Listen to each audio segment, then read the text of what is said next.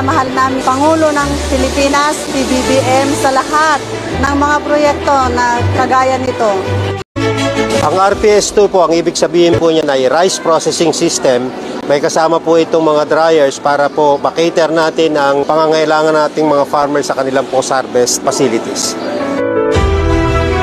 Napakahalaga itong facility na ito. Dahil iibahan ang kahirapan ng mga tao, lalo na yung mga ibinibigay. Pinta ako ng palay dito kasi mas mahalaga po dito, mas malaki ang kita. Napakalaki po nito kasi ang mangyayari po nito, ito ay nagkikater ng 70,000 farmers dito sa Isabela, 36 municipalities at 66,000 hectares po ang kinikater nito. Kami po ay nagpapasalamat sa ating Pangulo dahil sa patuloy na pagsuporta sa ganitong You've seen this adhikain. video, please help me by clicking like and subscribe. Thank you very much.